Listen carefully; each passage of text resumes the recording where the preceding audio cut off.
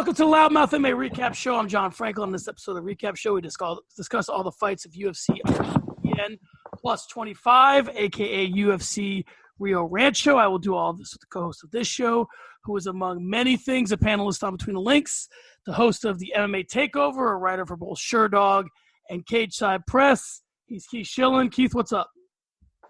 What's up, brother? How you doing, man? I'm good. All right, Keith. The UFC stopped in New Mexico for the second time ever on Saturday with UFC on ESPN plus 25. It took place at the Santa Ana Star Center in Rio Rancho. Rio Rancho is on the outskirts of Albuquerque, literally a half-hour away. So this card being there, as opposed to Greater Albuquerque, seemed weird in and of itself. But if you thought that was where the weirdness would end, you would be sadly mistaken. The Sanchez Pereira fight aside, did you expect this much craziness in what really amounts to a filler card in the grand scheme of things?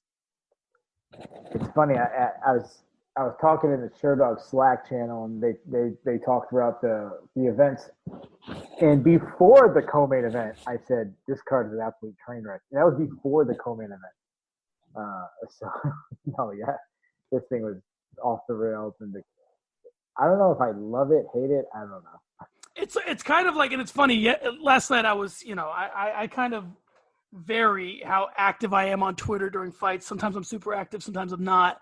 Last night I was in a funky mood. I was just tweeting out weird stuff all night. And one of the things that I proposed was doing a fight companion of just weird fights. And, and the guy that from the Sound of Violence podcast who likes a lot of our stuff said, I'd listen. I'm like, all right, now I got to do it. So I don't know who's going to do that with me, but it might be fun to maybe even if we could find the right fights, getting one of the guys that fought, it would be interesting just to watch it and be like, so that there was definitely a lot of that last night. All right. Yeah. Shout out to them. Hey, real quick. Shout out to those guys in Sound Lines. They always give us love, man. We really appreciate it. Those guys are great. They do. And they listen to everything. And I got to give it to them, man. I try and listen to a lot, but they're way beyond what I could possibly listen to. And their notes and all the things they say are really like on point. Like you can tell they're connected to it when they're listening. All right, let's start in the main event. Keith, John Jones has a side piece, and her name is Super Fights. He's been spending time talking about her for some time now, but he's married to the 205-pound division. His commitment to the division lately makes fights like the one we got on Saturday night between sixth-ranked Jan Blachowicz and Corey Anderson all the more relevant. Anderson and Blachowicz have fought before when Anderson was young in the game, and Blachowicz had a much less diverse skill set. Anderson dominated that fight with takedowns en route to a decision win. Anderson is on a 4-fight win streak coming in. Blachowicz is 6-1 in his last 7. With all that being said, let's get to the fight. It was a short one, but it did feel to me like Anderson was looking to win a, quote, Blachowicz type of fight, and he paid for it in the end. He was taken out at 3-1 in the very first round, and with that, his title contending future slid over to the victorious Blachowicz. Keith, do you think Anderson was fighting a fight that was outside his lane, or was it just too early to tell that? I think it's a little too early to tell, but I'm sure knocking out Johnny Walker kind of helped him to want to stand up and bang it out.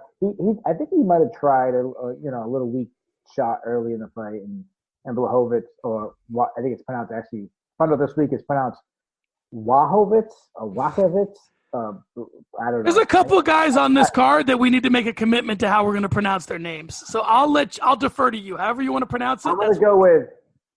I have always pronounced it Blachowicz, but he says it's Wachowicz. So I've heard Blachowicz. I've heard everything. Yeah, he said on the Hawani show this week. So I'm going to try my best to remember to say Wachowicz, but if I mess up, I apologize to the Polish power himself. Back to the fight. I think, he started striking with him, and you have to strike to get into your takedowns. It's much harder to shoot from the outside. But I think one narrative that I think everybody forget, myself included, is when Corey Anderson went on a 4-fight winning streak, we all forgot that Corey Anderson has a terrible chin. Like, we forgot that. That was the narrative about Corey Anderson, that he always got knocked. Remember when Jimmy Manuwa knocked him out with, like, the first punch he landed? Oven St. Preux came back on him and knocked him out. So, how did that narrative just disappear on a 4-fight winning streak?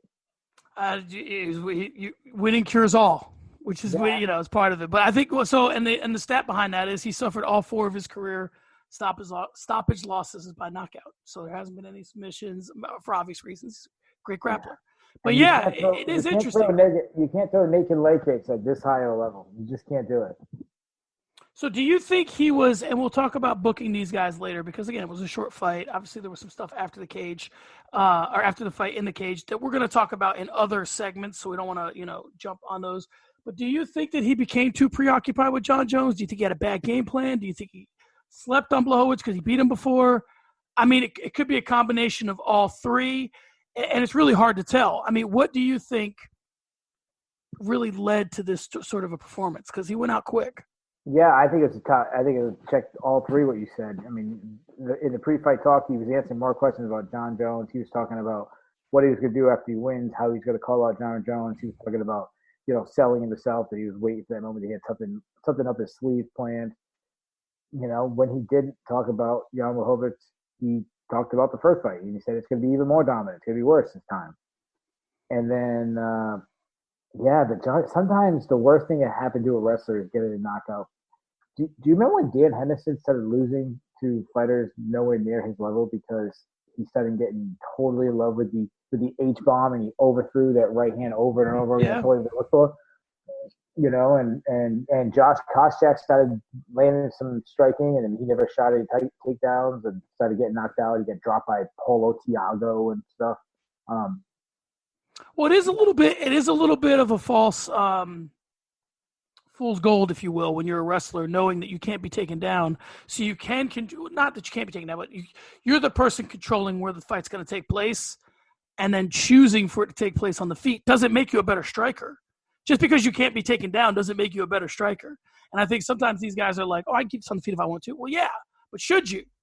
That's the question. Yeah, that's right. And it's weird because I've heard a narrative before, and maybe you could speak to this, that someone said it's sort of counterintuitive that sometimes wrestlers, as their careers get progress, they get lazy, and it's easier to knock somebody out with one shot than to go through all that. But the nature of wrestling is that it's not a lazy man's sport. No, you don't get into wrestling to be lazy. But sometimes when you get into UFC, because you have that advantage, it's like, well, why would I want to do this? Why would I want to go through all of this? Which is the one thing I admire about Khabib, is that he's willing to go through each fight, continually willing to do the thing. That's the one thing that I think is the thing that makes me most confident that Khabib could retire undefeated, is his willingness to not abandon the game plan that he knows works. He's more committed to winning than he is to winning in any particular, not in any particular way, but he knows what's best for him, and he doesn't need to show something else. He doesn't need to go in there and say, you know what, I'm going to head kick knockout somebody because I'm so great. He just goes in there. Everybody falls prey to that. Jones, GSP, everyone's fallen prey to, can I beat someone in a different way as a champion when I'm getting kind of bored? And Larry Bird shot a whole game left-handed. So when you're great, you can get bored. So, but is it some of that with these guys? You have much more risk. I think it's that new toy. I think be a terrible example, but go back to Toy Story. You had Woody, and Woody was great. Then all of a sudden, Buzz Lightyear showed up, and the kid wanted to play with Buzz Lightyear. Yeah. And Woody got pushed to the side. I kind of think some of that happens. And I think wrestling declines. If you're not training it every day, how many high-level fighters from wrestling background do you think is actually training takedowns over and over again, drilling with their partners takedowns like you would in the wrestling room, and drop steps and shooting under the bar and doing these fireman carries, and how many of them are actually doing those in there? Are they just hitting the mitts with their coach? Well, that, and the other thing is that you're at an MMA. I would say probably the most effective way to do it would be to have wrestling practice with wrestlers and not with other MMA fighters. Mm-hmm. So that could be it, right? But the other thing is, and if you're checking the clock, it's early, but here comes the Chael reference. I heard something the other day that you could probably speak to much better than I can for sure, which is Chael said the first thing that goes, not the first thing that goes, but he said the thing that you will lose if you're not wrestling constantly is chain wrestling. And chain wrestling is the thing that gets you the takedowns that MMA fighters can stop. He said, not all, 90% of MMA wrestlers, Conor McGregor, can stop the first takedown, the first shot. It's the second and the third that gets you the takedowns that you need. at this level, and you lose that not wrestling. And Tyron Woodley and the other thing that may be present here, and I have no idea, but it could be at work, is that maybe they don't want to wrestle because they don't want to get out wrestled. Maybe they're aware that their skills are diminishing, and they're like, you know what? If I stand with this guy, it's like Kamaru and Colby never wrestled because no one wanted to lose the wrestling exchanges in a way. Sure. So they don't want to waste the energy too. Yeah, right. I totally. Yeah, neither one. I don't think either one was that confident that they could win the wrestling exchanges. I think that's why it didn't happen. I think about it like an NFL game. The team gets the kickoff and they get the ball at the 25-yard line. They have 75 yards to go to get a touchdown. Well, a takedown is 75 yards. Think about it, 75 yards. Well, that first shot, and it gets blocked, you don't have to get it on the first shot, but you might have got 10 yards of that. And then you reshoot again. You change the corner. You drag, whatever. You chain all these wrestling takedowns together, and then now you got your 100 yards and you got the takedown. I'm glad you brought up. I'm glad you brought up football because there's one analogy that I can make here, which is you look at the San Francisco 49ers of the 80s, right, the West Coast offense. And I think that this is a parallel to wrestling in this way, which is at some point Bill Walsh realized we don't have to run the ball. We can just throw a 4-yard pass, and it's the same thing. And I think that and now you see they're throwing the football all over the field. New England does it when they lack a running game, or they have in the past. They just throw short passes to compensate for it. I think that they're just saying, why are we going through this? Our linemen don't like blocking for runs. There's more of a chance for a loss of down, or a loss of yardage. They just started throwing more, and I think that's kind of the same thing. It's like, why get down and dirty if we don't have to? If we just design a play well enough and a guy's open, it's much easier, and these wrestlers are saying it's much easier to just swing for the fences, than get hit 4 singles, Yeah. So I guess that's kind of another thing you got to remember. So wrestling will obviously tire you out, which you've already mentioned. The other thing is when you watch a college wrestling, high school wrestling, a lot of the takedowns are off of reshots and or reshooting your own shot. It's very few is when you're not going to fake a guy and just shoot on his hips and take him down. It's just happened. So, in wrestling, there's a thing called stalling, where if me and you are wrestling and I don't wrestle, I don't actually engage you, it is so hard for you to take me down. So when a guy sits back and waits, it's going to be very hard to take him down if he's not engaged and he's forcing the wrestling back at you or forcing strikes back at you. If he's sitting back, it's very hard to get a takedown. Yeah. And, another thing, and we'll move on to the co-main event. Well, we'll talk a little more about this, but another thing I find is interesting is that non-wrestlers are better wrestlers than they've ever been. So when we were younger, watching Mark Coleman and these guys that Tito Ortiz and these guys that were really committed to wrestling, the guys they were facing were not as good at wrestling. If a fight between John Jones and Dominic Reyes with their skill set had existed 15 years ago, Reyes would not be the wrestler he is today. It just wouldn't have been how he trained. So Jones could have at least in the third round go, okay, this isn't going the way I want to. Here's how this fight between Jones and Reyes would have played out 15 years ago. At the midway point of the third round, John Jones would have been like, I have a wrestling advantage. I'm going to start wrestling. And he would have wrestled the end of the third, all through the fourth, fifth, and cruise to a unanimous decision. And now when he tries to go that game plan, Reyes is more prepared for it. Yeah, I think a big thing that goes with that is just the level of wrestling has rose. Even with, like what you said, the non-wrestlers, guys who aren't considered wrestlers. Steven Miocic wrestled in the NCAA, D1 NCAA wrestling. If he came to the UFC 15 years ago, he would have been categorized as a wrestler. We don't categorize Steven Miocic as a wrestler. Guy like Dominic Reyes wrestled in high school. I don't know how well he did. He wrestled in high school. There's guys who are state champion wrestlers that we don't even consider wrestlers. Yeah. So I think that's a big part of it. And the guys that Justin Gaethje isn't known for being a wrestler. He was a D1 All-American, This is a conversation for another day, but I would challenge anybody. I think Don Frye and Stipe Miocic have a very similar fighting style. That's a conversation for another day. All right, so anything left on this? I mean, we're going to obviously book the main and co-main later. Do you have anything left? I mean, we're going to talk about Blachowicz and his fitness to get the fight. Should he get over Dominic Reyes? Obviously later, but did you see anything with – I guess my question is, we went on a long discussion there about wrestling for a fight that ended in a knockout.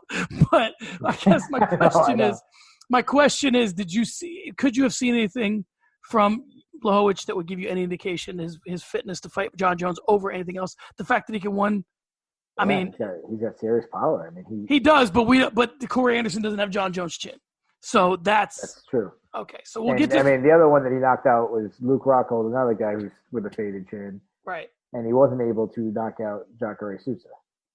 Yeah, the joke I made on Twitter last night was he beat Jacare Souza and he beat Luke Rockhold, which means he's top 5 middleweight. So we'll see how he does against Anderson. But all right, let's move on to the co-main event. Keith, when Diego Sanchez and Michel Pereira were booked, we knew it would get weird, and they didn't disappoint. Odd pre-fight antics, odd in-fight antics, odd finish, odd post-fight antics. Okay, so Pereira was disqualified because of an illegal strike. Pretty straightforward. Diego says he can't continue, or Diego was deciding whether he could or could not continue. Pereira is either disqualified or the fight continues. It comes down to Diego. It got weird because Sanchez was medically cleared by the doctor who came into the cage and then began playing the what-if scenarios with the referee. This brought some criticism his way. For me, I didn't like the look of what Sanchez was doing, but listen, Pereira was the one who committed the foul. So if Sanchez doesn't want to continue, that's his prerogative, especially in terms of he may just not want to continue as a impaired fighter who was impaired illegally. That's a fair thing to decide. Going back and forth with the ref about what happens, either you know what happens and you want to continue or you don't, and you just say it. I don't think that you should sit there and play the what-ifs. But again, we live in I was watching XFL all day. We live in a world where everyone's mic'd. And 10 years ago, I might not have known that conversation between the ref and Diego ever happened. So let's move on to how did you see the fight? And more importantly, what was your impression of the finish? Well, to start, when they were doing the entrances and stuff, before the action started, I was like, this is just the perfect fight between these two guys. Like, the guy who's entertaining, dancing the crowd in the other man's hometown, and then the guy who just comes out like a absolute crazy man. And we got to stop saying it like a crazy man. Diego Sanchez is a crazy man. I'm not a doctor, but he has mental issues.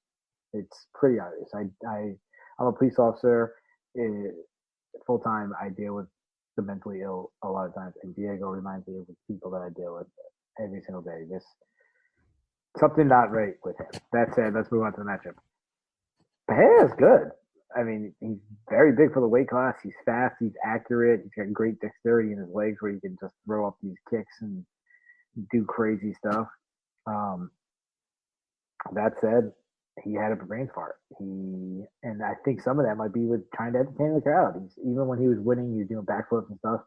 When a part of your mind is thinking about how do I do something entertaining instead of how do I win, is he really concentrating on what he's doing?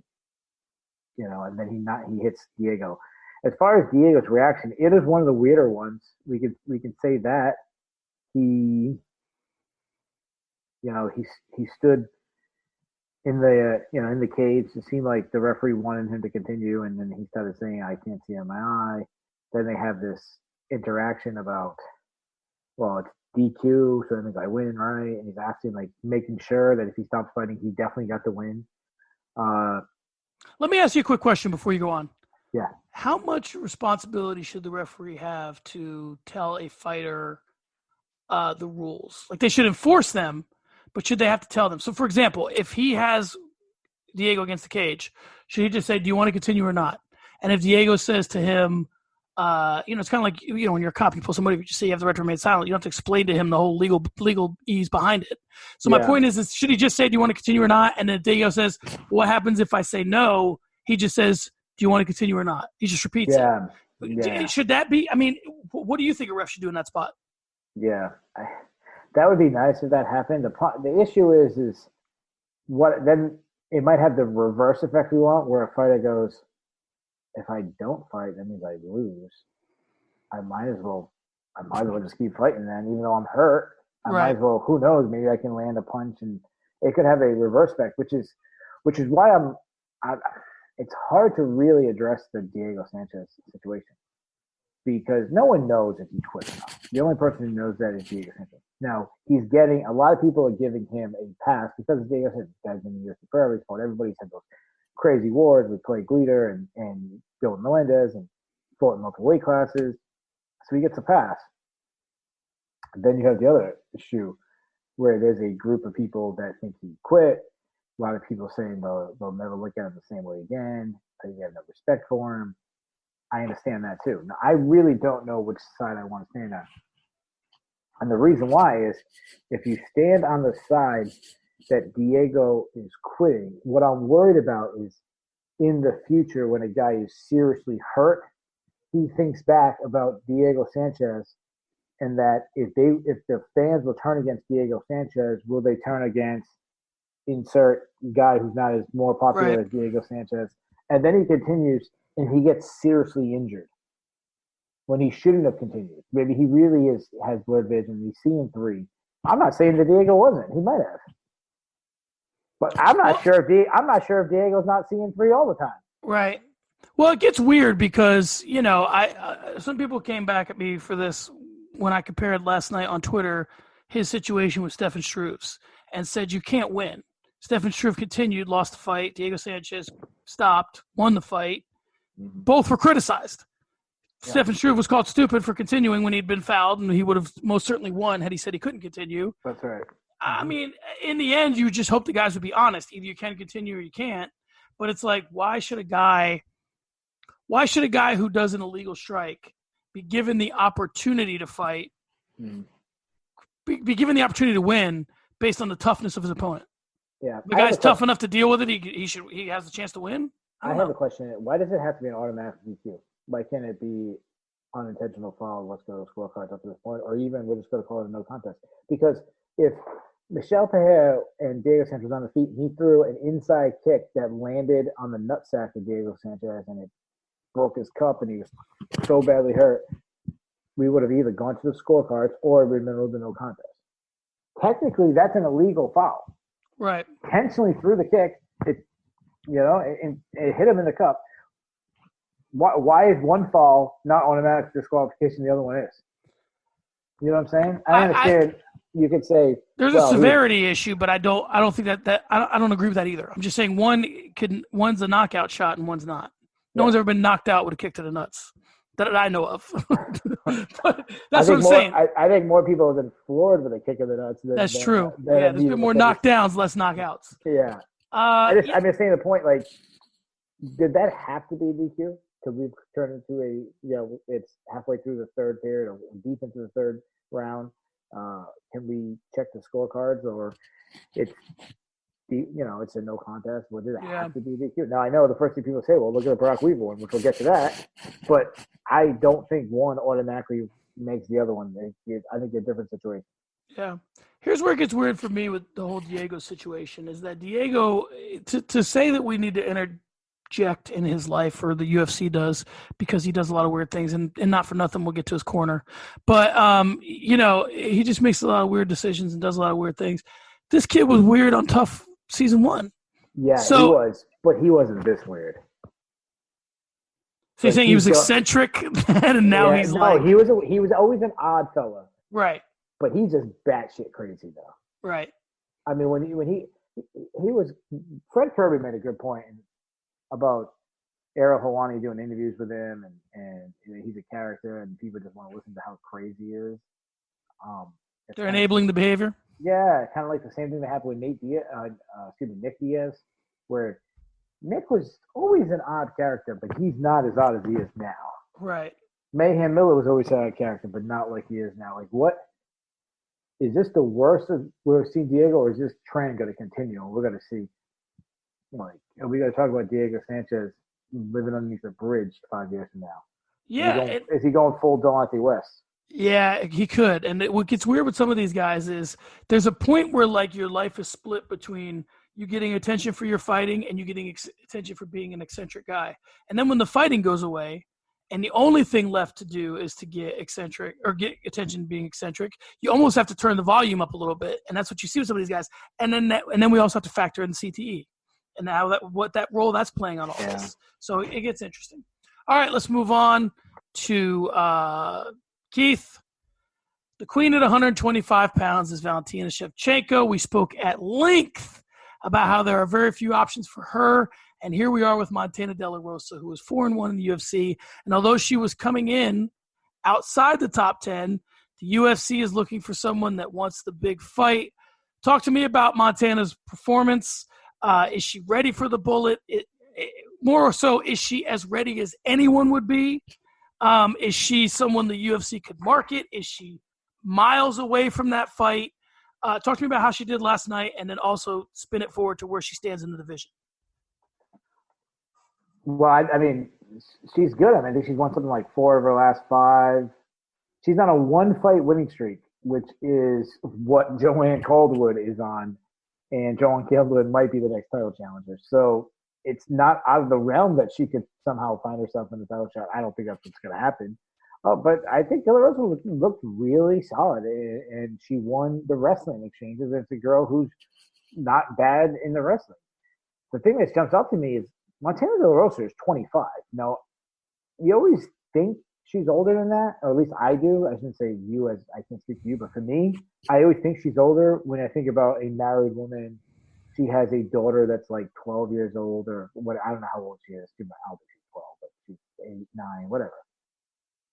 Most 25-year-olds don't have a 9-year-old daughter or whatever the age is. So I kind of think of her more as like early 30s, and she's not even close. So she's just starting to come into her prime. She's a solid wrestler. She won the wrestling exchanges. And I think the best part of it is when she dropped Mara Romero Barella, I think in the 2nd or 3rd round. So she's shown improvement. She's won 4 out of 5. She's 4-1 in the UFC. Her only loss coming to Andrea Lee, who's not a terrible loss. You even go through, other than her first 2 losses of her career. You look at her, the people she's lost to. Her losses have come to Andrea Lee, Cynthia Calvillo, Mackenzie Dern, and then Nico Montana in that exhibition fight on The Ultimate Fighter. That's not bad people to lose to. Right. So, well, here's she got to challenge. Is she going to challenge Valentina Shevchenko and be a threat? No, but. No, well, let's talk about this then, because this is how you promote it, and this is what I want you to tell me how they stay away from it. So she has 4 victories in UFC flyweight competition, tied for 2nd most in divisional history behind Valentina Shevchenko, who has 5. Obviously, that means the division's young, but so there is a path for her someday to challenge for the title. I don't know if Valentina will be the champion when she does it, but there's a path. So she's 25 now.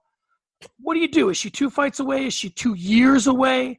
How do you do it in years or fights with her?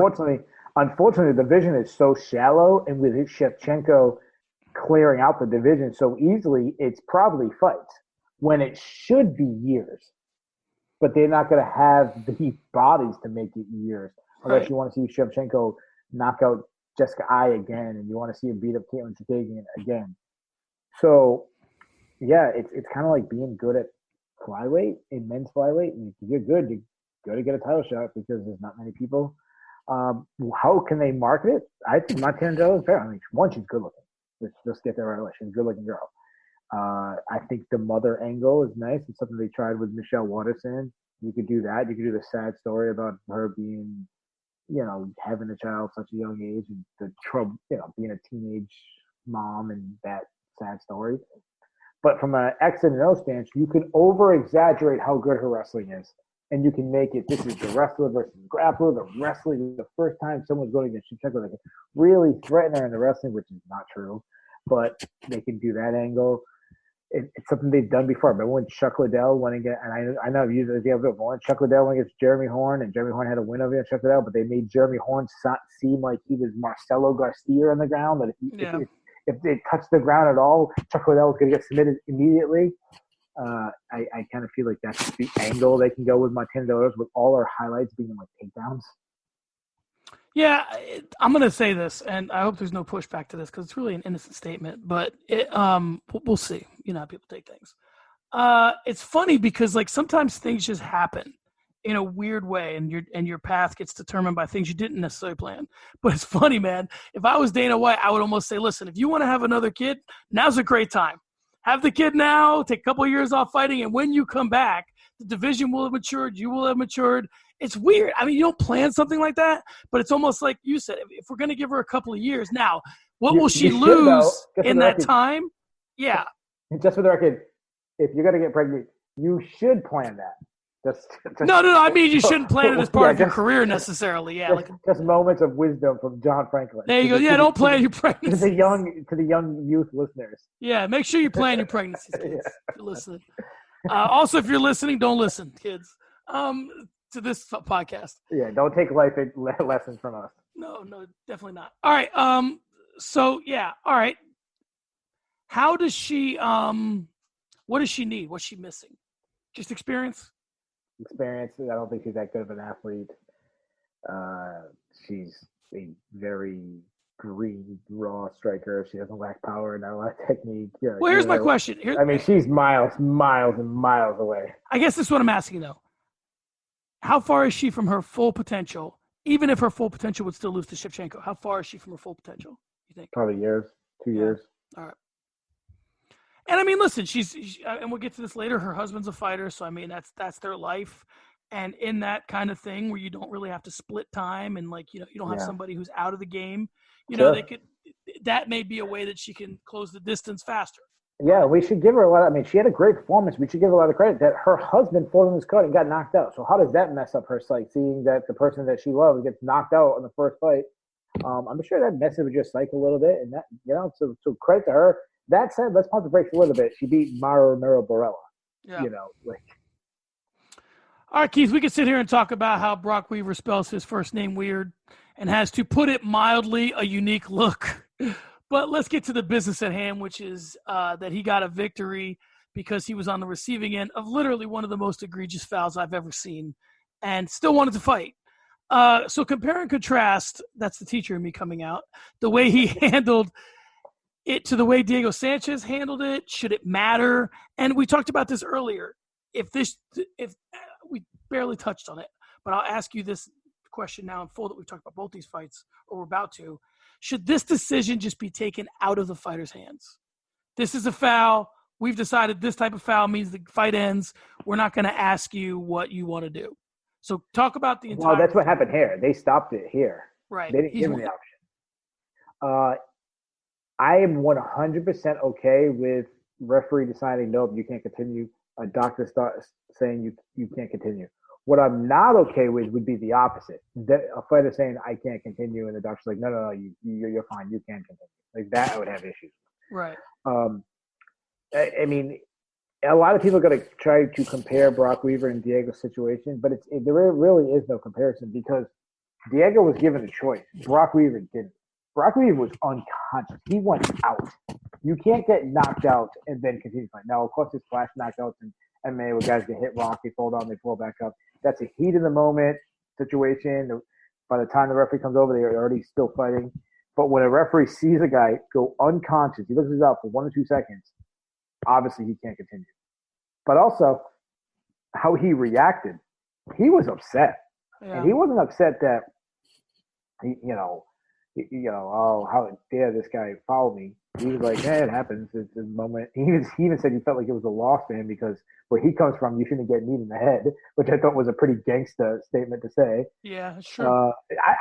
Brock was a good fun personality. I like the guy. I don't think he's that great of a talent. I said telling people that before. I don't think he's – hold on, let me back up. I think he's UFC level, but he's not going to be challenged for titles, top 50. He's not that level. He's going to be a mid-tier guy. But he was saying, I was on the bottom. I was not struggling, but I was kind of losing. And he was very upset, and he didn't want to win that way. So that was a way different feeling than Diego Sanchez had. So that said, Brock Weaver might be lucky he got knee in the face because I thought he was losing. Now, it was very early. It was very early in the fight. He did go for a guillotine choke, but from the start of the fight to when that happened, if we went to his scorecards, he was losing. Yeah, I think this is the kind of moment where you if you're Brock Weaver, obviously everyone thinks they're going to be a champion or hopes they're going to be a champion. But I think that for him, he has to lean into this and say, okay, I'm getting an attention for this. I've gotten some street cred in terms of the UFC out of it.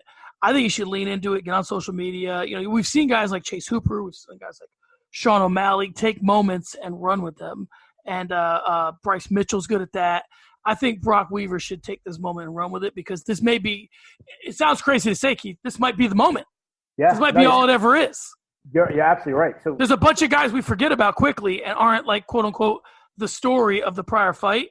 yeah, When these opportunities arise, you got to run with them. yeah. So Kazula Vargas, Rodrigo Vargas, if you want to call his name, they're probably going to run that fight back. I mean, I don't even hate the guys who throw knees to the head. It's a heat in the moment. Michael Bisping, who's a fight for me, he talked about that sometimes you're not even thinking about, you're just trying to land a shot and it happens. So I hope he doesn't get cut. I hope they run it back. But if you're Brock Weaver and you're fighting your Kazula Vargases, well, you can fight a Kazula Vargas right now level. You can face that level fighter in talent, but with a huge, bigger name if you actually took this moment. And you go on Errol Hawani this week, or you go on the MMA Takeover with Keith Shillan, wherever you want to go, and you start saying, this is what happens when you take a knee, this is what happens when you're a man, and call out Diego Sanchez. I mean, Diego fights at welterweight right now, but say, hey, I used to fight at welterweight. I'll go up. I'll fight him. He's call him a coward. Call him all this. Yeah. In my opinion, Diego's probably the same talent level as Vargas, but you got a chance to put a Diego Sanchez name on your resume before you retire. Brock Weaver should go full heel and go after Diego. Yeah, and honestly, it's a good fight for Diego because Diego, let's say Diego at his best was better than Brock Weaver will ever be. But if they're kind of close now, if you're Diego, which who the hell knows what Diego thinks, but if you're Diego, you're probably thinking, I can get back whatever credibility I lost as a tough guy in beating the guy who's got it all right now. I mean, it makes sense for both guys. That's a good point. Yeah. Mm-hmm. All right, Keith. This next fight, nothing about it really excited me. It felt like a prelim. I don't really have much of an intro for it. Borg got the win. He defeated Rogerio Bontorin by unanimous decision. We know what we have in Borg in terms of his story and his son, and he's been around for a while. Had some weight issues. Talk me into caring about this fight, or just tell me what you thought about it. We'll move on. Yeah, this is a fight that I was very excited about before it happened, and it really did not live up to what I expected. It was a fight that I argued on Between the Links that was the narrative I want to see. Ray Borg has missed weight 4 times now in UFC career. He's talking about fights at 125 and fighting at that. He should never, ever, ever again get a shot at 125. He's missed weight at 125 3 times. He missed once at bantamweight.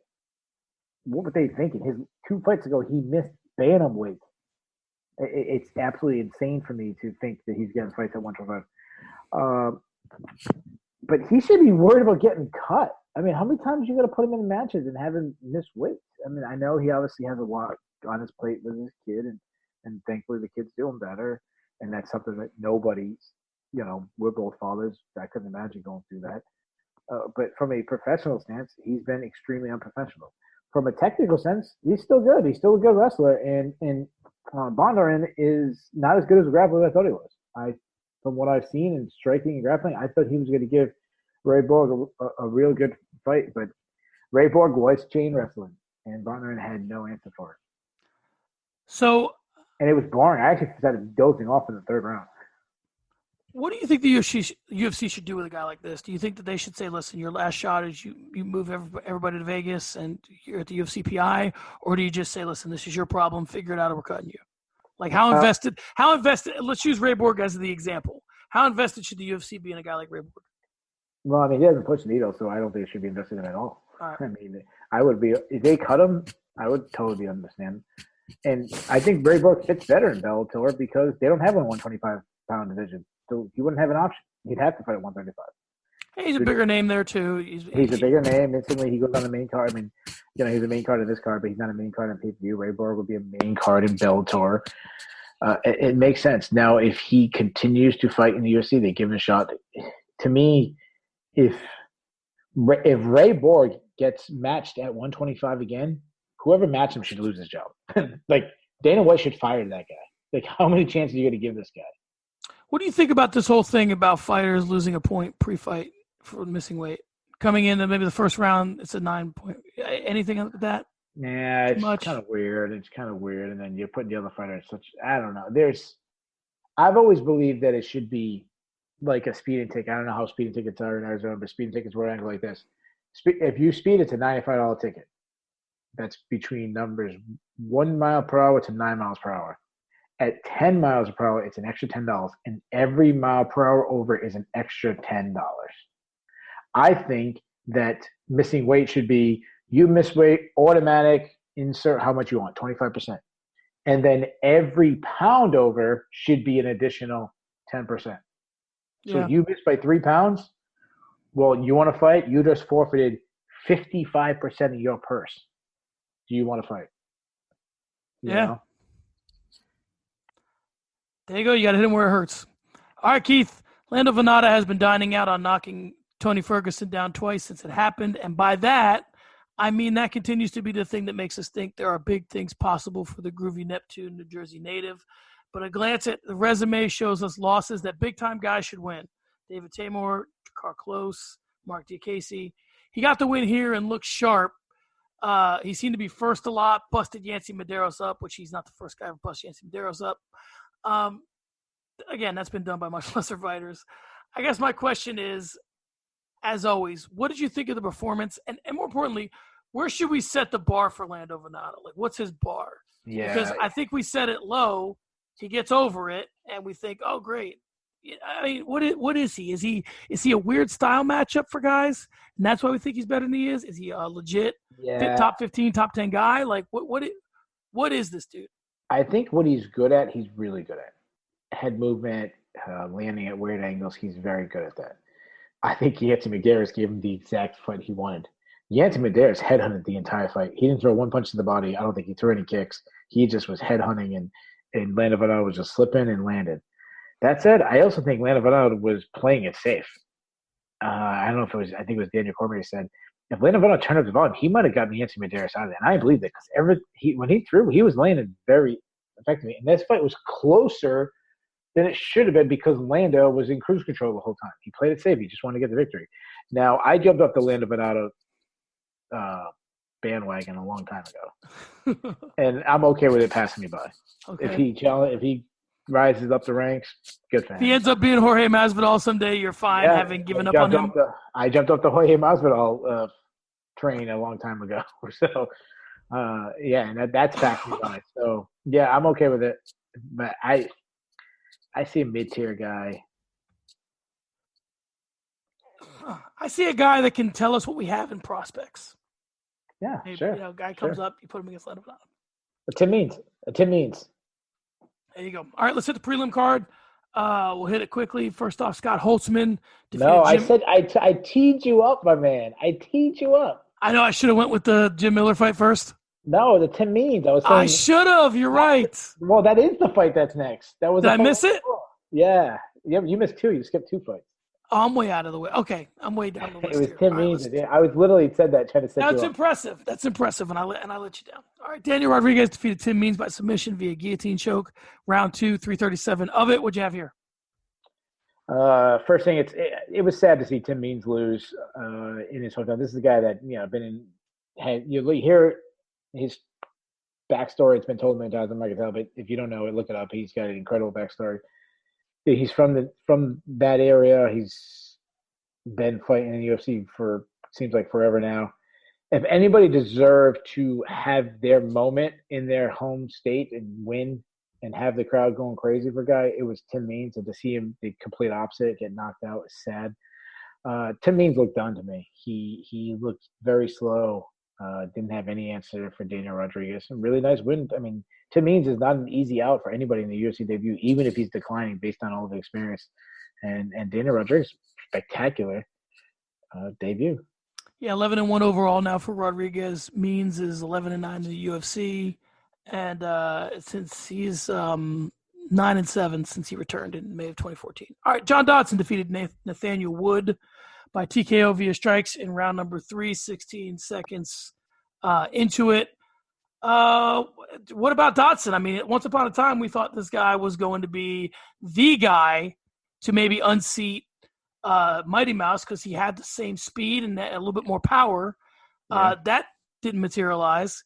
But what do you think? Do you think he has a future at bantamweight? Do you think where does he fit in the grand scheme of things? Well, I think we had the good John Dodson and the bad Dodson in the same fight. The first round, he was so frustrated because he was being so inactive, backing straight up, not moving, moving but not attacking. And then every single time he blitzed, he was landing. And even Daniel Cormier said, like, why isn't he doing it more? Because it's working. But he just gave away the round. But second, third round, good John Dodson showed up. He upped the output. He's got good speed. And, and then the power punch, the knockout, which we haven't seen in a really long time from John Dodson, especially at bantamweight, showed up. So that was nice. And what I said about Tim Means, a guy that, it sucks to not get a chance to win in front of his hometown. It's nice to see John Dodson, a guy who's been around with the UFC a long time. It's nice to him to have his moment. That said, I don't think the UFC wanted him to have that moment. They wanted Nathaniel Wood to win this fight. Nathaniel Wood has a cult following in Europe. He's a good prospect, in my opinion, not a great prospect. Though you talk to any European, he is the next big thing. I don't see it, but it sucks for the UFC that Nathaniel Wood in his first real big test got flattened.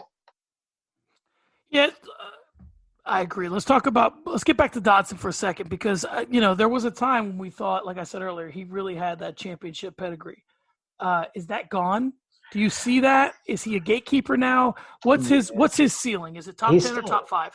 His speed and I think bantamweight. I think it's declined a little bit. His speed isn't what it once was, and his power never really I think this might be his first knockout, or at least his first knockout against a high-level guy at bantamweight.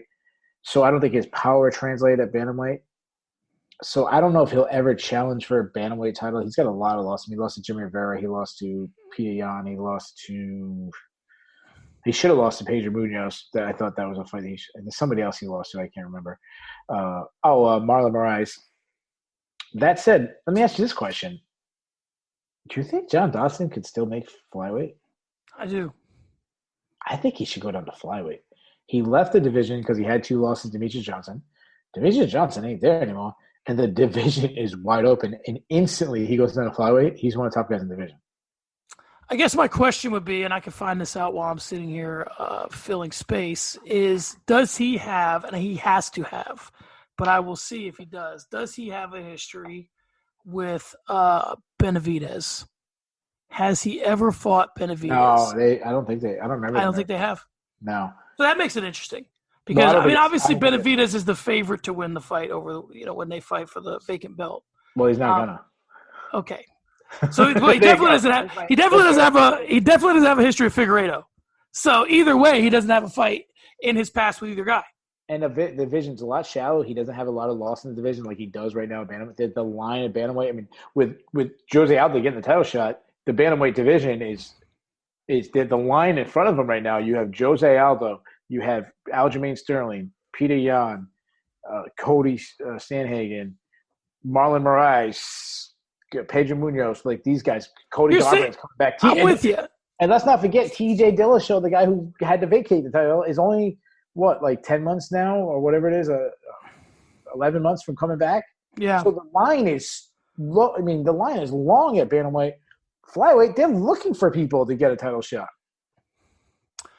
Do you have any interest in him fighting any of those guys? I'll give you the names quick. You just say yes or no. Rob Font.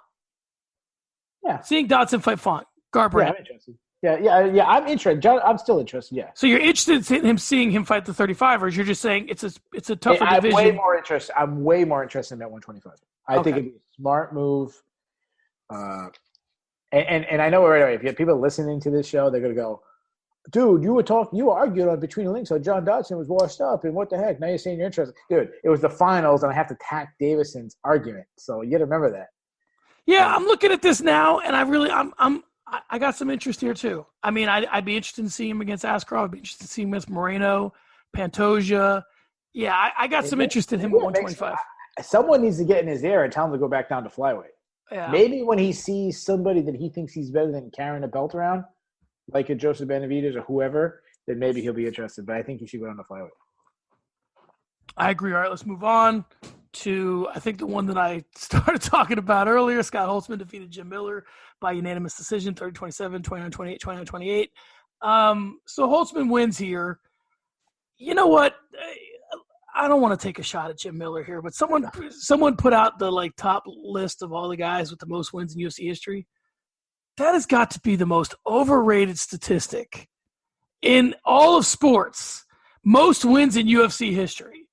I mean, if that backdoors you into the Hall of Fame, then so be it. But man, that seems like a bunch of also rans. I don't know who has the most losses in UFC history. Right. But I'm assuming Jim Miller's up there too. Has to be. Yeah, it's a guy who gets 3,000 hits, and you're like, wow, that guy got 3,000 hits, and you're like, oh, he played for so long. That's what it seems like to me, Jim. I mean, and I like Jim Miller. It's hard to bash Jim Miller. This fight, absolute war. Holtzman looked fantastic in my opinion. He had such great timing on his right hand. Jim Miller had no answer for it, and I loved how Holtzman was mixing up his attacks. He worked the body. He switched. I don't know if you caught this. When he was throwing combinations, he was switching his stances mid combination. He'd come from the right side and switch to the left side, and vice versa. His uppercut was going, and the biggest thing is his output was higher than Jim Miller. Miller couldn't keep up the pace. I thought it was a really good performance from Scott Holtzman. So let's talk about Holtzman, because every once in a while he puts together a nice performance, and we think that he's, something. I'm not even going to say the C word when it comes to this guy, but I'm only going to say top 15, 10. Where do you see him? He's at 155, so the amount of people ahead of him, I would say no, because you're talking about the deepest. I don't know if it's the best of it. I still like welterweight the best, but it is so deep, and the amount of people ahead of him. He would have to jump over, yeah. I mean, think about Tony Ferguson. How many fights in a row has Tony Ferguson won? He had a title shot. Now, obviously, we're talking about title shots, so it's a little different, but how many wins in a row do you have to get into the top 15? Well, and the other piece of the puzzle here is he's 36. So, I mean, he's no but he looked fantastic in this one. Yeah. Tapology, who I'll trust here and there. They got him a 22nd best lightweight. Yeah, the problem with Tapology is it's like a math equation. It's not voted on by people. It's like, I don't know. And I'm not trying to bash Tapology because I think they do really good. It's a really good reference fights, but I wouldn't use their rankings.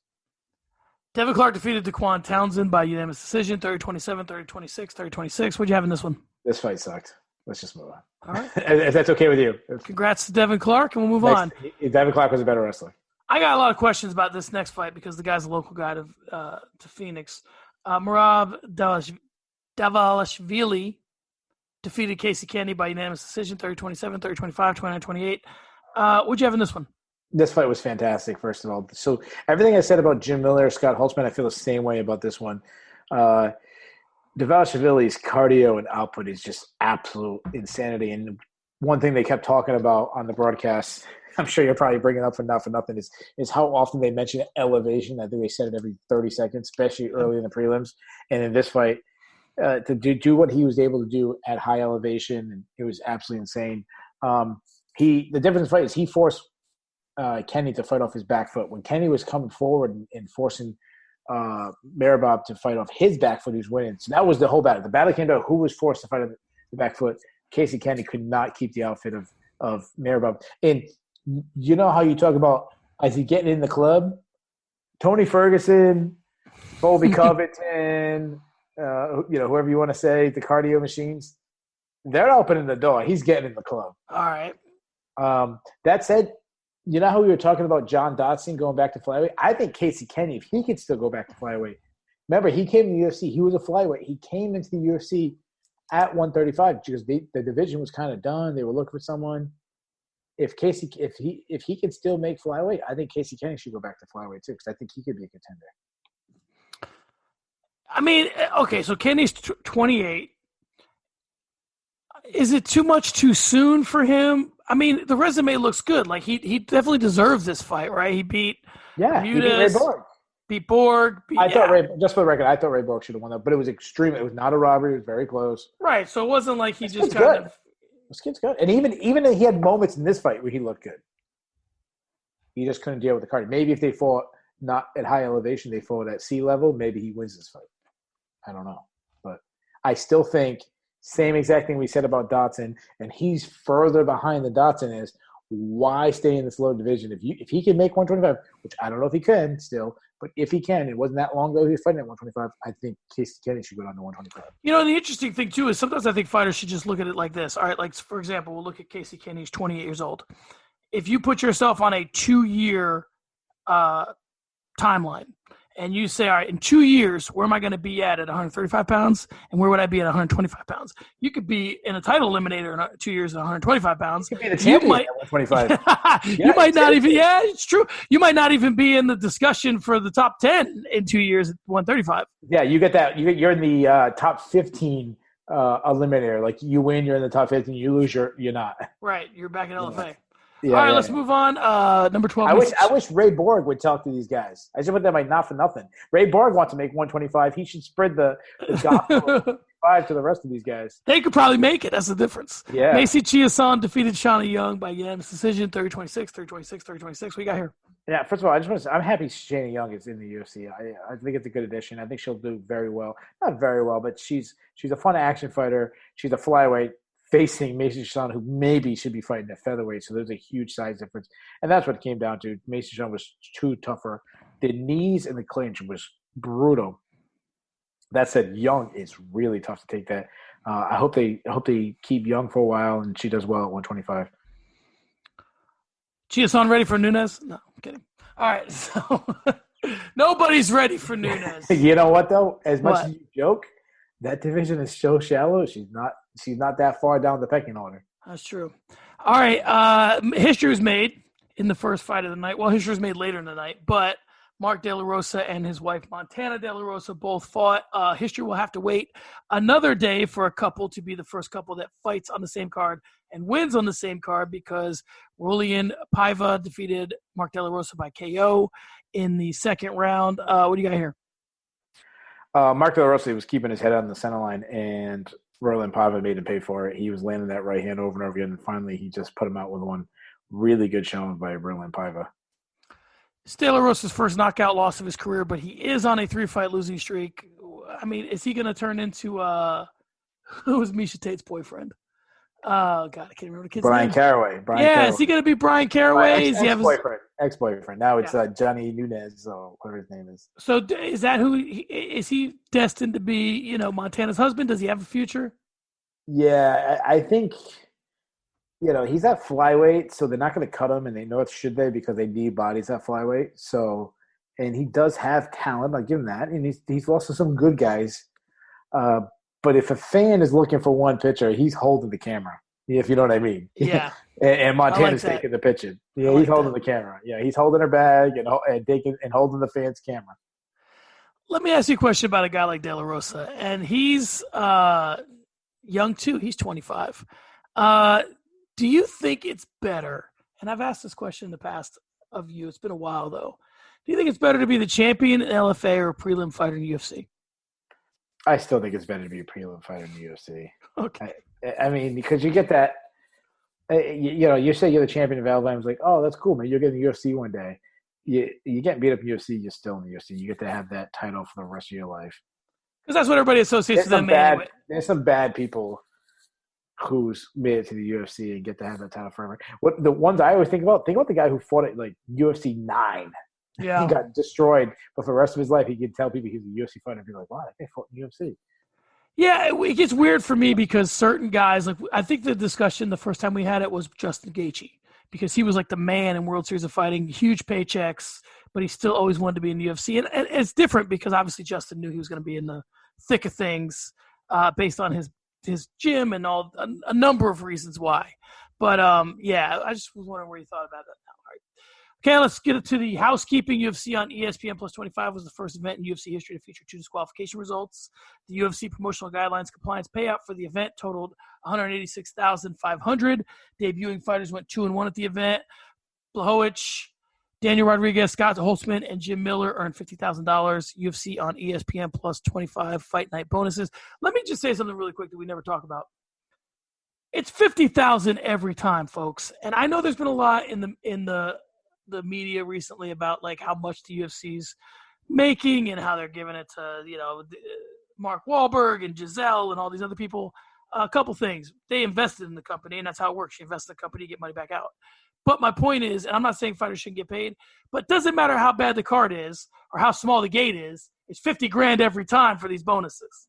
It's not like they do the bonuses are a percentage. So I think that's one thing I will say in the UFC's benefit. It doesn't matter how bad the card is; they're still shelling out the $50,000 4 times. So that's something.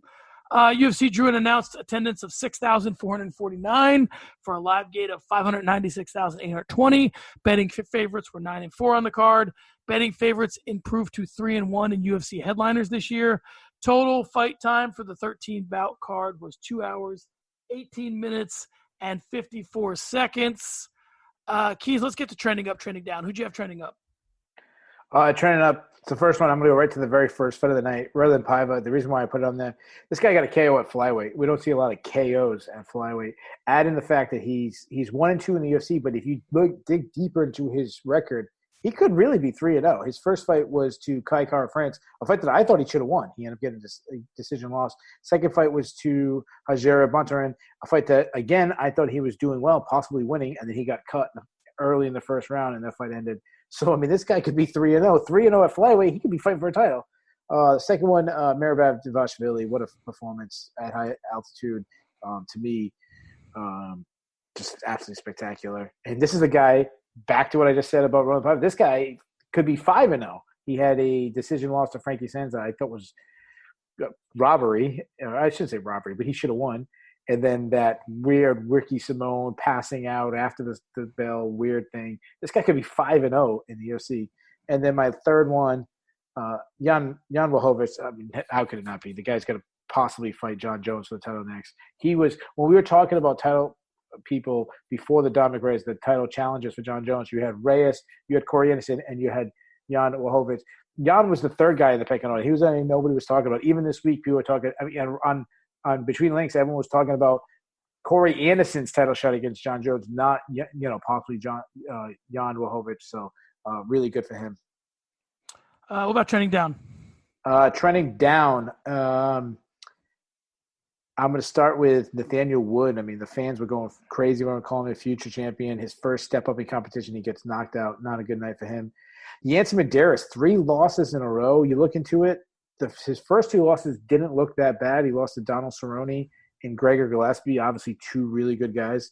But then losing to Lando Banana, not good for Yancy Medeiros. And my last one is, how could it not be Corey Anderson? This is a guy that, coming off, he goes from knocking out Johnny Walker to getting one-shotted, and we're talking about his terrible chin again. So Corey Anderson's trending down.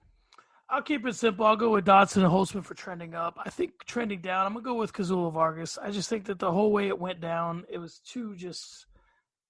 that was just too egregious for me to not be, you got to know better than that, man. So for me, I think, and maybe trending down as well, Diego Sanchez. I think the way he handled everything, Diego probably doesn't care because the way that he was standing, I can't help but laugh. But the way that he was standing in the cage when they announced the win, it was weird. And the way that he came into the cage, the whole thing was just off. But, that's trending down for me. And so those are my guys. I'm sitting on the couch. Remember when they were saying his name and he was going this little weird thing with his lip? Me and my wife were sitting there watching. We both started trying to do it. That's what me and my wife are doing when at the start of the Diego. But I love, just for the record, I love that Diego did the Rolling Thunder to start the fight. Yeah, of course. Good for him. Okay, let's move on to Not For Nothing. I got a couple, and they're off the cuff this time. I didn't write them ahead of time, so I'm just gonna go off the brain. The first Not For Nothing is, listen, UFC, not for nothing, but if you're gonna have John Jones and Daniel Cormier in the same building, do something with it. I'm not saying you gotta promote a fight. How about this? How about you're the UFC, you're ESPN. How about you have Daniel Cormier do a sit down with John Jones? At least try. At least offer it. Maybe they did. To have that Shaq Kobe moment where they sat down and aired out their differences. Like, he's there as a media member. Use him in that capacity. Which brings me to my next Not For Nothing.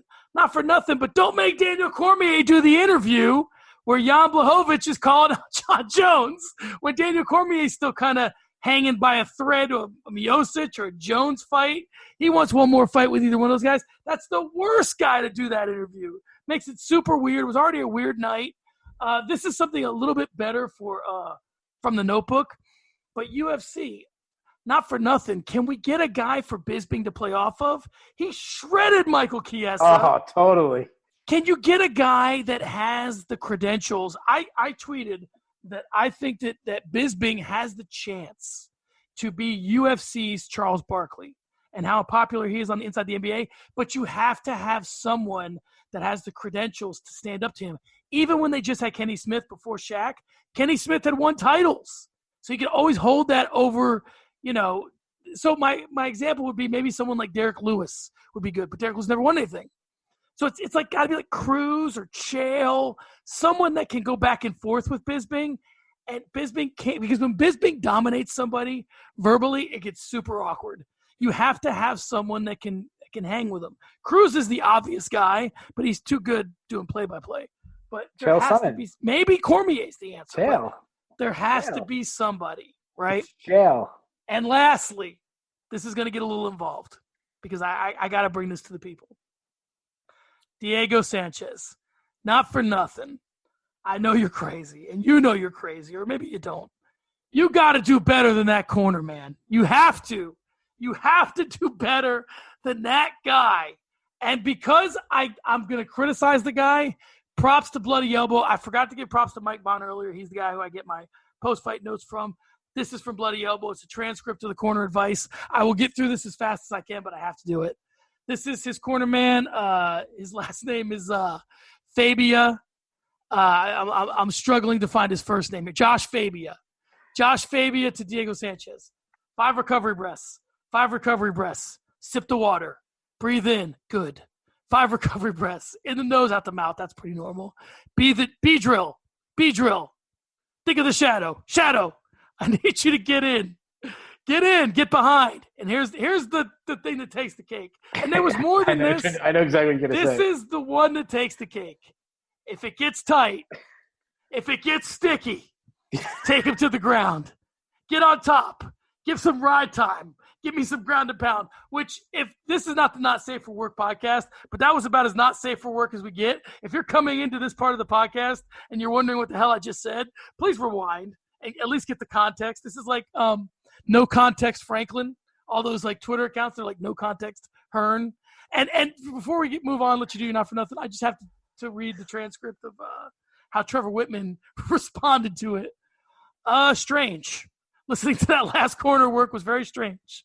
I mean, I don't know if it was code or what, but he was talking about being tight and sticky, keep the movement, but don't keep the movement. Like, I've known Diego for a long period of time. This is just very strange to me. Keith, I mean, I think someone posed the question if cornermen should be certified. That's a conversation for another day, or maybe. Oh, this guy's certified, all right. He is, just not in the way we'd want him to be.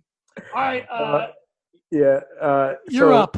I was going to use from the notebook, but I want to add it to Not for Nothing, just because you said it. Not for Nothing. Trevor Whitman is fantastic. Bringing him in is fantastic. It reminds me of the old Eddie Bravo days. The only thing I think he should add is scorecard in between rounds. Not for Nothing. And credit for Daniel Cormier saying this. Can we properly score takedowns, not mat returns as takedowns? If anybody knows, you have to break free from a lock to get a takedown, not just having the guys, take him down. The guy stands up. You continue and hold on the same arm and bring it down. That is not a takedown. Please let's score that correctly for once. Not for nothing, Daquan Townsend, I credit you for fighting 3 weeks apart, but how about you don't fight the better version of the guy you just lost to 3 weeks ago? Like, don't come back and go, I just got out-wrestled. Let me face an even better wrestler 3 weeks from now, upper weight class. Not for nothing, I want someone to check the stats on how many times John Dodson has been kicked in the balls, because he has to have the UFC record for most times kicked in the balls. And not for nothing, we were bashing the judging last week. Let's be consistent, and let's credit the referee in this week, because both referees in the bouts where there was illegal needs did a fantastic job for both those guys. So we're going to bash the commissions for the judge, and let's give them credit for the refereeing. The refereeing was really good this week. There you go. All right. Anybody on the cut list? Yeah, Daquan Townsend. That's the only one. You lose twice in 3 weeks. Big balls for doing it. Maybe not John Dotson size balls. We get it, but he's just not good. Cut him. Let me see. You can't cut Means. If they cut Medeiros, I'd be fine with it. There you go. Other than that, yeah, I don't think you. I mean, cutting Vargas would kind of be like, because of what he did. I don't agree with that. So I'll go with Medeiros. I got another cut one. Cut Ray Borg's nutritionist. There you go. Or hire one. Shocker of the night. What's the thing that shocked you the most? Well, the whole Diego Sanchez weird thing that happened would probably be the most shocking. But the one that I was like, wow, is John Dotson knocking out Nathaniel Wood. I picked Dotson to win. I was one of the few people who picked Dotson. But I did not expect him to light him out and knock him out. We haven't seen Dotson knock people out at bantamweight, so that was surprising to me. My two would be the Vargas knee, just because it was just so like obvious the guy was down, and the Blachowicz knockout. I wasn't expecting it to happen that quick. I mean, that was the thing that kind of set me up. I'm like, oh wow, okay. I guess this is what we're doing. I guess this is what we're doing at 205 pounds. He's just going to go ahead and make a statement, not leave any discussion to anything. So yeah, those are the two things that shocked me the most. Let's move on to from the Notebook. I had a lot because I have been very critical of Brendan Fitzgerald for a lot of reasons. And I think that, Mike Goldberg used to catch hell for being unintentionally funny. And I think that I don't like the sound of Anik because he's too processed. I do like the sound of Fitzgerald better, but I've always kind of liked the humor of Anik. I just don't like it through the filter of his voice. And Fitzgerald is starting to work some of that in now. And I think that, so anyway, let's get to the things that he said that I liked. And I don't know if these were intentional or unintentional, but my first favorite one that he did, and I got to go to Twitter for this because I tweeted him, was he goes, Diego Sanchez is a legend of mixed martial arts in New Mexico. Like he had a pause, like a pregnant pause, and then he said, in New Mexico. That's funny because I said to my wife, and I said, Diego's a legend everywhere. What do you mean not just New Mexico? I actually said that. That's funny. And then right before the fight starts, Brendan Fitzgerald says, Jason Herzog will try and keep whatever this is under control, which was a great line. And then there was one part where Diego couldn't figure out how to close the distance with Pereira. And Brendan Fitzgerald says, Diego just full-on sprints at Pereira. He just sprinted and ran into him. And he should have listened to his coach. And got sticky. It must have got sticky. Yeah. But yeah, so it's just hilarious to me. Fitzgerald was in rare form last night. The other take would be, some of the stuff we talked about with Cormier being there and a weird use of the booth and they brought Bisping down. I do think Bisping and Cormier work well off each other, and I think they'd be better on the desk than on the in the ringside. But I don't know that you can take Daniel Cormier away from ringside. That's where it gets tricky. Yeah.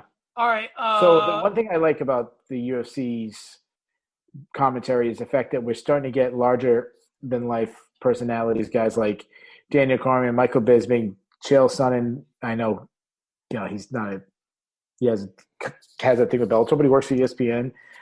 Dominic Cruz, like these guys, I think Hardy and Felder's personalities are really starting to come out.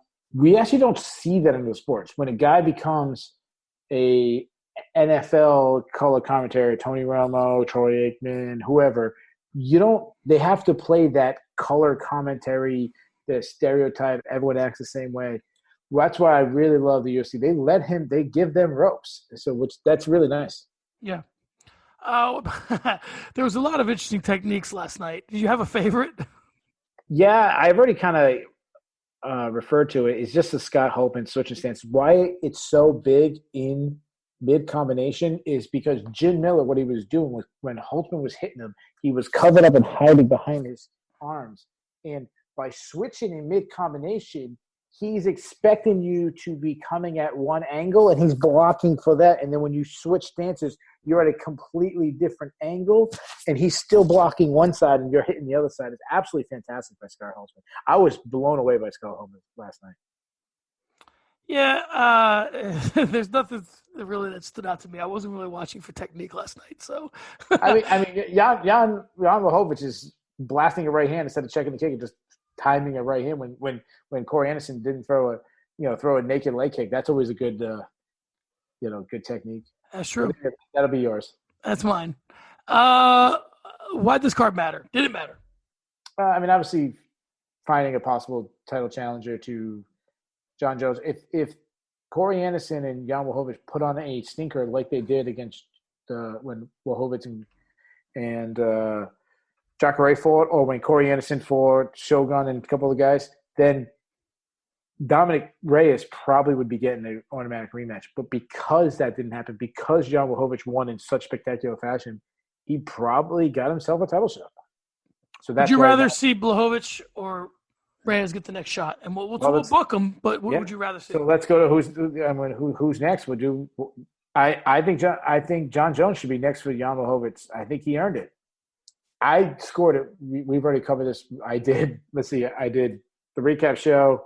I did Between the Links. I did MMA Takeover show. I've done a lot of podcasting about UFC 247, and every single one of them, I said I believe Dominic Reyes won. That said, the judges disagreed. He had his chance. I think he should sit on the sidelines, get better. I actually think it's better for him. We already talked about this last week. I just want to recap it real quick in case you didn't listen. I think it's better for Dominic Reyes to fight John Jones a year from now than it is 4 months from now. Let Jones face Blachowicz. I think Blachowicz deserves it. I mean, spectacular knockout. You knock out a top 5 guy in first round. Give him the title shot. Yeah, I agree. I mean, it's weird because, the way the rules are set up, if you win the first 3 of the last 3, you still won 3, you should win. And I get that. But I think that if, and I'm not all about taking the belt away, having to fight a certain way to take the belt away from the champion. I'm really not about that. But I do think that, if he wanted to have the belt around his waist, he could have been a little more decisive in his performance. And I'm with you. I think a year from now, if you are who you say you are, then go out and knock everybody else out.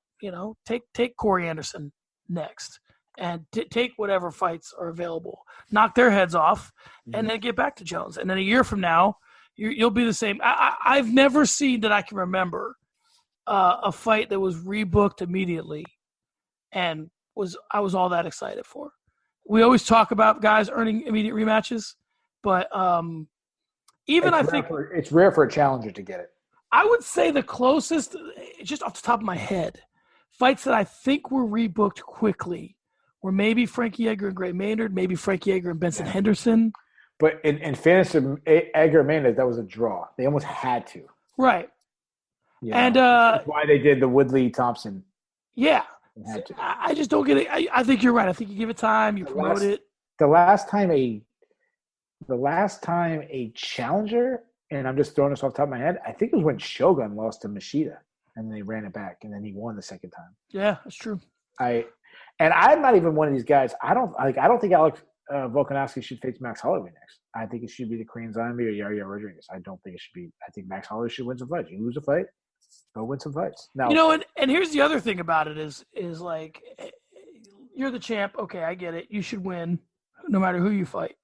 But the question becomes, is it fair to a guy who just won a belt to make him fight the guy he just beat? He just earned it, right? It's almost like you just won the gold medal. We're going to make you run the same fucking race again. Yeah. It's like, I just won the gold medal. I got to run 100 meters again? That's right. What's the point? Right. And how fair is it to the guy who has been waiting too? Like, I was supposed to get next, and I got to wait again? Yeah, just because the guy that won the silver came out of the block slow? Like, come on. Yeah. So, if I'm waiting, I'm at the YMCA with my 4 buddies waiting to jump in next. And the one team, up to 11, it's 10-10, and the guy hits a shot at the end to win it.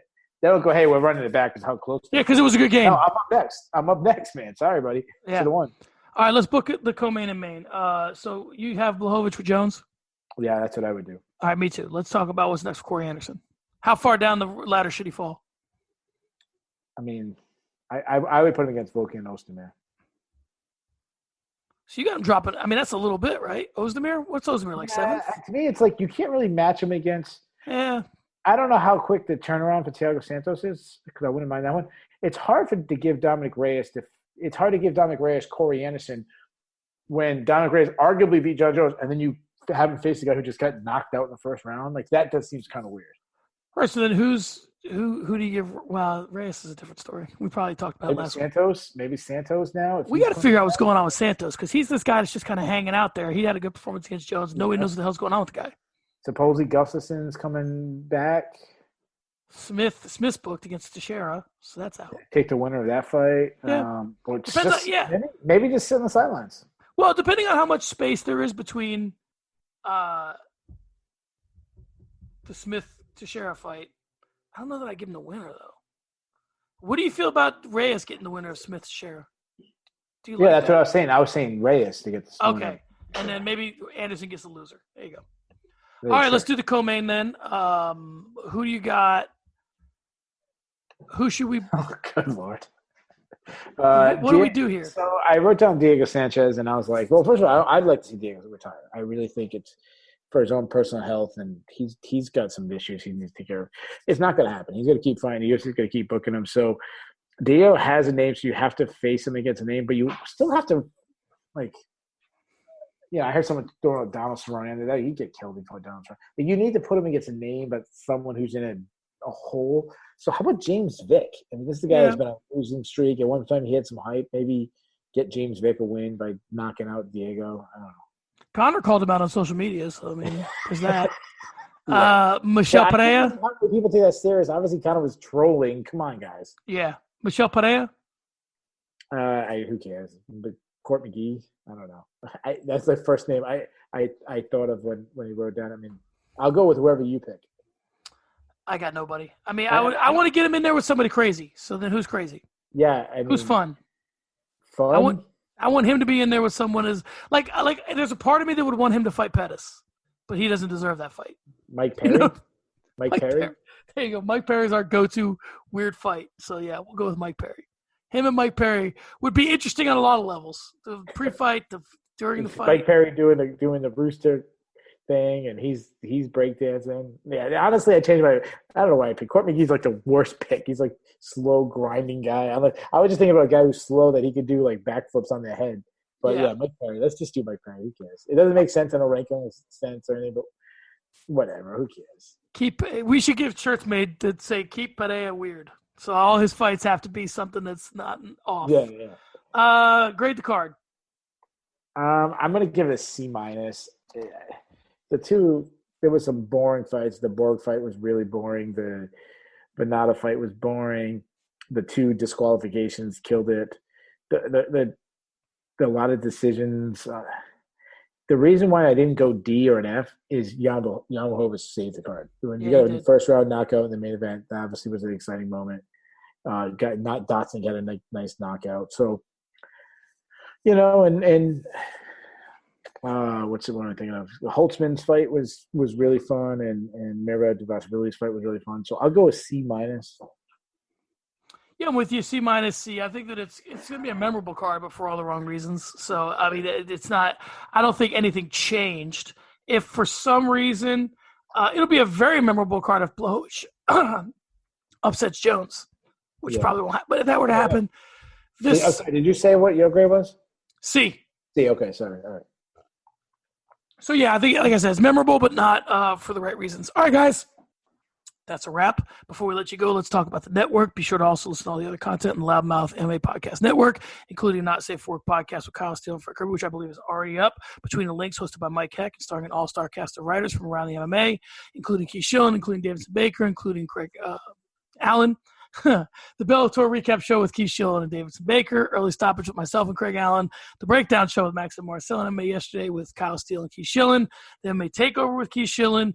Off the Cuff, hosted by Mike Heck, and the Kyle Steele Show. The list keeps getting longer, but it stays great no matter how long it gets. That is all. That is it. We'll see you next time. Peace.